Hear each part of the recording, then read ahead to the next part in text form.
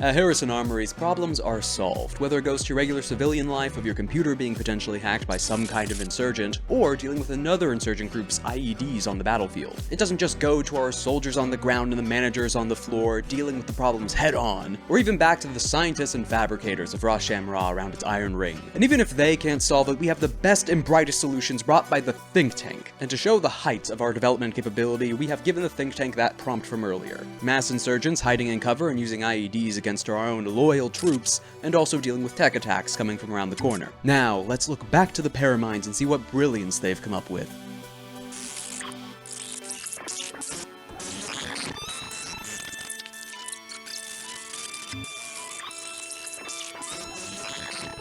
Let's do it! Hi, hello, and welcome back to LANCER, our favorite mech tabletop RPG, where today we're talking about the great big demolition cyclops, the Iskander. And in that intro section, that isn't actually that far off from the actual origins of the Iskander. It was really a problem dealing with IEDs and insurgents. And whether that issue just managed to work its way up the chain or someone was feeling lazy, it made its way to the think tank. And when given the problem of insurgents well emplaced within defenses and using IEDs against its own troops, they made the Iskander, which may not sound that crazy because there were other mechs and mech components designed by the think tank or with some of their developments. But the think tank made huge innovations in artificial gravity technology and just manipulation. Just given the prompt of they weren't trying to solve artificial gravity on like spaceships or for acceleration, but they just...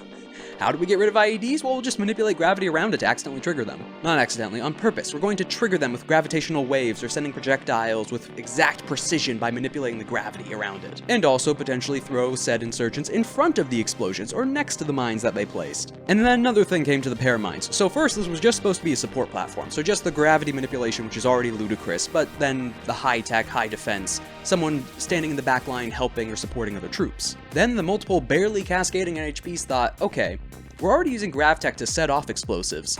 What if we just use the gravity to send and deliver the explosives? Our third Harrison license. So a reminder, we're going down each of the manufacturers according to this list, and then down each of their lists alphabetically. Core book first. Now everything you get from the license, including the chassis, is called a license level, which is kind of levels within Lancer, each license having 3. So outside of the main mech or chassis, you can actually mix and match all these component systems and weapons. And the Iskander is primed for that mix and matching, just the number of explosives you can strap onto it, or taking its gravtech and putting it on something else. But let's move on to said chassis with it compared against the Everest. So just looking at its main stats, it's quite the spread. Some red and a lot of green. But looking at this alongside the heat capacity and its tech attack, its saves, its sensors, this is a pretty decent hacking mech. This is namely for the delicate, technical equipment in a lot of its systems using these saves. But if you want to take any programs or invade actions, again, this was meant to be a control platform first. It just so happens that it can really efficiently chuck explosives as well. And while the health is a little bit lower, you have the armor to help kind of cushion that. And it makes sense, the repair capacity, the health, all that's because it's a bit more delicate systems, like it has a lot of said gravtech on it, and is also carrying a bunch of explosives. And when it comes to its speed, a lot of its abilities are about being able to throw things farther, having more range, or applying some effect from a distance. So overall, pretty good. Anywho, you've seen the arrows, you have it compared to the Everest, you got your picture, moving on. So even though this is more a tech systems focused chassis, it is still big. It is a size 2. Which, looking at the image in isolation, you might not gather from that. You just have to remember that the mines and grenades that are placed on it are meant for mechs. Then it all kind of adds up. And then kind of in line with the fact that even though it's a bigger chassis, because it's more systems focused, it only has a flex mount and a heavy mount. Still decent mounts to have, but again, the Iskander is built mainly for the deployables in its systems. So starting its traits, first with Assault Launcher, which is also this bit and this bit here on the mech. Once per round, whenever you're throwing a grenade or deploying a mine, you can treat it as if it has a range of 15. When the average range for a grenade is 5 and mines you usually have to place next to you, 15 is insane! The railgun had a range of 20. Sure, that was a line, but a range of 20. You have 15 with a grenade, or a mine! You're limited, so you can't just keep spamming grenades twice. It's only once per round, but still, out of the few actions you can do to throw a grenade, that's not bad. But this is where it begins with the Iskander, especially because the grenade saves are based off your mech save, so that save target stat from earlier. That coupled with the distance you can chuck this thing, that speed from earlier just doesn't matter. Next trait is Mine Deployer. So again, once per round, just like Assault Launcher, whenever you deploy a mine, including with said Assault Launcher, you can immediately place as a free action up to 2 additional mines adjacent to you, which is where the size 2 actually comes in handy, so you can actually be technically reaching a larger area of spaces. So you have more options on where to place the mines, it's just not within the grid of 6 in the immediate hex. Not to mention, it doesn't say the same mine. If you have more mine types from other licenses, including the flamethrower ones or other things that can grapple or spike, you can combo these things with each other so that when something enters an overlapping field of effect, it's just a terrible time for them. Next ties back to the crazy Paramine black box that is the think tank. We have Skeleton Key. Never triggers any mines or other proximity-based systems unless it chooses to do so. Never. This is a black box created by the Paramines that is consistently deciphering and inhibiting all different explosives around it. This isn't just your own, this is an enemy's as well. You just trigger nothing. Any automated proximity-based systems, that is, including mines. Again, going back to that control platform that the Paramine were trying to design, it's immune to the IEDs, so it can get to the IEDs. It's a really funny bit of overkill tied to the Iskander, and so deeply encrypted into both Harrison Armory's own protections and the Paramine's very paracausal way of thinking, that it hasn't been applied into a general system or to other licenses. It's deeply ingrained into the Iskander. So next up is its core power, the Broad Sweep Cedar. So before continuing on to its actual ability, we're going to talk about what it was originally designed for. So this is that description of the gravtech being used earlier to send precise ammunition to disable IEDs in a large area. So it would send these small individual fletchet rounds over to an IED, specifically disabling the device through physical contact. Not purposely just triggering it, but it would specifically disable it by hitting a precise location. Like the rest of the Iskander, think tank thought. And them thinking is very dangerous. If we're already using this highly specific gravtech to deliver small projectiles, why don't we just deliver explosives? So instead of being used for its original purpose to disable minefields, it makes a minefield. Sending so many micro explosives along this fine bit of gravity that just walking through the air in the wrong direction, or at any time as an enemy character you're taking damage by setting off explosives. They're everywhere, they're in the air. Any movement is going to trigger an explosive by walking into it. The oxygen is explosive! An appropriate name for the active, Death Cloud. So firstly, this affects, without a save, all hostile characters within range 50. Death Cloud lasts for the rest of the scene, and whenever a hostile character makes any move other than their standard one, so any kind of boost, or even involuntary movement, so if you have other abilities to chuck them around, like, let's say, gravity manipulation, the enemy takes 3 AP explosive damage. No save, they just take it.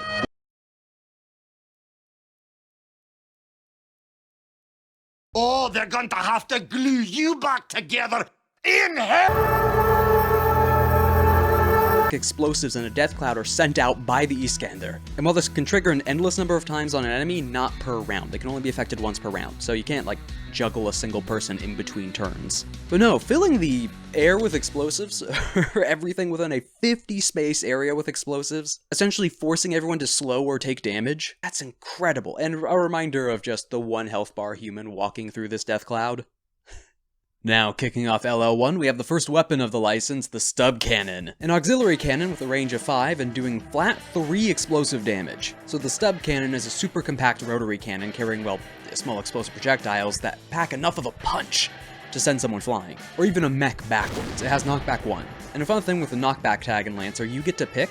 So even if you hit, it's not an automatic thing. If you don't want them to move 1 space, they just stand still. Knockback just allows you to hit them in a specific precise area to throw them backwards. Though providing this much force in a punch, especially on auxiliary weapon, it's limited 6. To keep it down to that size and firepower for an auxiliary weapon, it's a bit limited.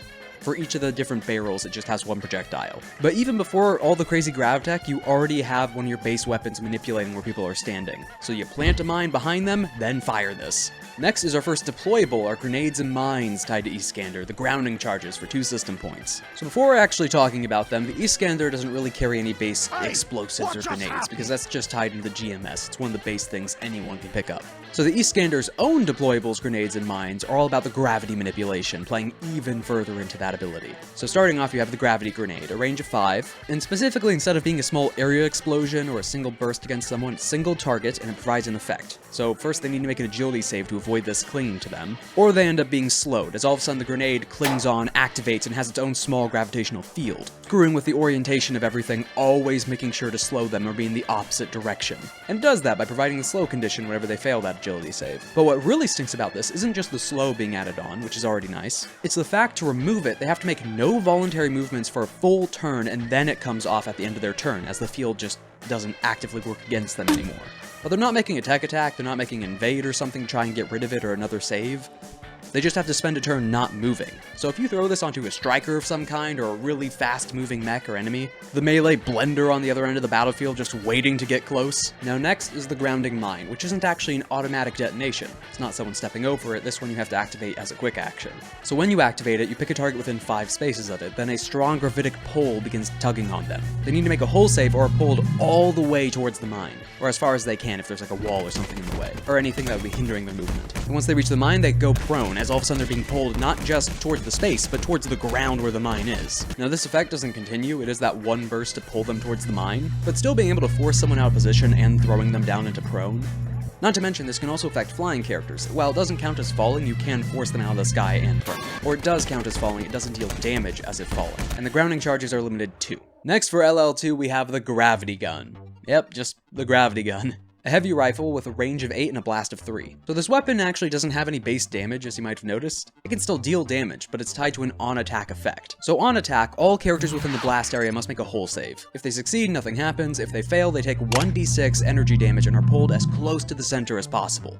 The center of the blast, not the gun. Also, this weapon cannot be modified or benefit from core bonuses. That part's namely just because of how finicky it is. And again, being just a regular grunt within this area, the sheer force of gravity having a new point, because it's not just holding something, or it's not grabbing something like telekinesis then moving it around by waving your hand or the gun. You are just picking a point within that range of 8 to have a new center of gravity. Not even just a new entity having a rearranged center of gravity, a new point in space which has a stronger gravity than the area around them, and enough to pull them to the center, including full-size mechs. This is the reason it does energy damage instead of kinetic, is just the change in gravity and the strength of said gravity is enough to hurt you. Also, there's the fun trait of entire squads counting as a horde, so area effects deal appropriate damage to them. So this weapon is actually better against hoarded soft targets instead of single target entities. It's still really good, and especially for being able to move, again, people into mines, since you can direct where the center point is.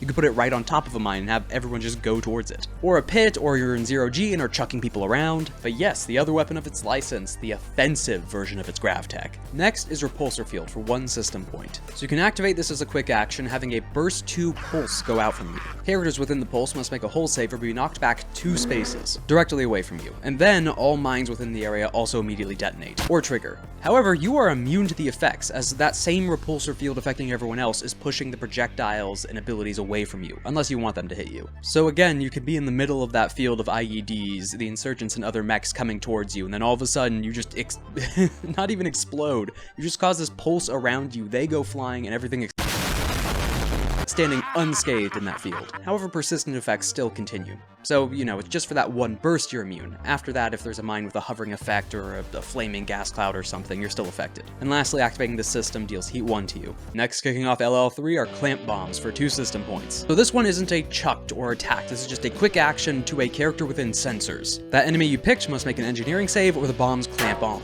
And if not dealt with, at the end of their next turn, the bombs deal 1d6 plus 3 AP explosive damage, and all targets around them take half that damage. Still AP. That is really good. A solid already attached them 1d6 plus 3 AP damage, which still has a burst area effect around the target, which if you use your abilities right, already having them slowed from something else or pinned down in a specific location, or using your gravity weaponry to move them next to allies or allies next to them, not to mention anyone else on the battlefield helping you keep them in place, this is gonna do damage. However, the enemy can still attempt to disarm/detach them by moving at least 4 spaces in a turn, specifically before the end of their turn. This does have to be voluntary movement, as they're running around in specific ways to try and knock it off of them or disable the clamps. So again, adding to the fact that you should really try to pin them down first, or hit this on slow mechs that can't disarm them. They're stuck with the explosive after failing that save. And lastly for it, it's limited 4. But one additional thing, not tied to its main effects, it's already pretty good, is the fact that in its description, when it's described that against soft targets, just the clamping itself is usually enough to kill or incapacitate. And lastly are one of the grand black box innovations of the think tank, the Tesseract, for 2 system points. So what this allows you to do is directly affect gravity within an area. So not just the gravity gun having a single point or the mines directing things towards them or away from them. This is picking an area or a person and screwing with the gravitational field around them. So first is spread focus. So as a quick action, you pick a location and make a cylinder where gravity just becomes non-existent. It's 0G. You pick an area within sensors, it's blast 3 and 6 spaces high. Objects that enter the affected area float in place. Objects or characters that are knocked, moved, or pulled out of the area sink harmlessly to the ground at the end of their turn instead of falling. The area disperses if you make a new one, otherwise it persists for the rest of the scene. And when it disperses, everything floats just like bumping out of the area harmlessly to the ground. But less effective if you're dealing with things that can already like maneuver around a bunch, have jump jets, are designed to move through 0G. If you're not, and you're in a normal environment, all of a sudden shunting them into 0G, they're stuck there. I mean, if they're still clamped onto the ground, they can try and push themselves against some of the objects or the environment, but if you chuck them up there somehow, or you place them in the area, you've made a zone of not anti-gravity, shoving everything to the top. You made a zone of 0G, meaning the 0G rules now apply for that small cylinder. Or that large cylinder. Again, blast 3, height of 6. Another thing with the area of spread focus is the things taken out of it or escaping it. It mentions they can just head out and float safely to the ground. Yes, you don't get your falling damage in, but they land at the end of their turn. Now again, let's say you have an enemy stuck in there that has nothing to be able to maneuver within a separate environment or 0G. Sure, they can still get their actions when they pull out or hovering around in that area, but they can't move. They've been pulled by an ally or knocked around by some kind of weapon or knockback, and they have to just wait, especially if they're a melee enemy. They can't even shoot you, they just have to wait furiously as they're slowly falling before they can run again. Now the next option for Tesseract is pinpoint focus, so this one is affecting a specific target, either hostile or ally within sensors. If you choose an ally, they float 6 spaces into the air and count as immobilized. They also count as flying but are unable to fall. They can choose to sink harmlessly to the ground at the end of their turn or at the start of any of yours. However, if you pick a hostile target, they need to make an engineering save. If they fail, they're also just like the ally sent all the way up into the air, 6 spaces immobilized, count as flying, etc. However, they automatically float down at the end of their next turn. And the last downside is you can only affect a hostile target with this once per scene. Or the same hostile target. But once again, being able to just chuck someone up into the air and not have to deal with them for a round, especially if they're a melee berserker of some kind. Not to mention one better, unlike the previous spread focus where once they exit the area they count as floating, this one immobilizes them. They are held in that point. And one of the craziest parts about all this, of manipulating gravity, the high-end tech thing, gravtech being this cutting-edge stuff, the Tesseract costs no heat to use. The Tesseract, the thing manipulating entire area and spaces of gravity or holding people in specific points. No heat. The wondrous black box madness of the think tank. And that really does epitomize the Iskander. Yes, there's the demolition side of it, the grenade specialization and focus, but deep within its gutty works, within the lore, within its other actual systems, it's this crazy high-end tech, this wondrous gift provided by the think tank by providing something just to deal with IEDs. And it created this, it created the Iskander, everything within its license, this huge advancement in gravtech that got other corporations scared and made their own licenses and lines to try and combat it. Or at least to compete with it. Everything with the Black Witch and White Witch was trying to go against the Iskander. This is what scared them to make those chassis. And on top of all of this manipulation into areas, setting up minefields, the grenades being able to go super far distances, and the gravity gun and other effects to manipulate where everyone's standing, you can still get more explosives. There's other licenses, there's other systems, there's everything under GMS. There's the spike charge under the Caliban, which is another variety of terrible clamp bomb. But the Iskander was brought up by an initial problem, and instead of going just the simple route, or something to deal with it, or a system of things, all of a sudden they just broke reality to make the solution. And if you're a pilot of the Iskander, you are a walking example of the madness of the think tank, the abilities of Harrison Armory, and their slogan. Superior by design.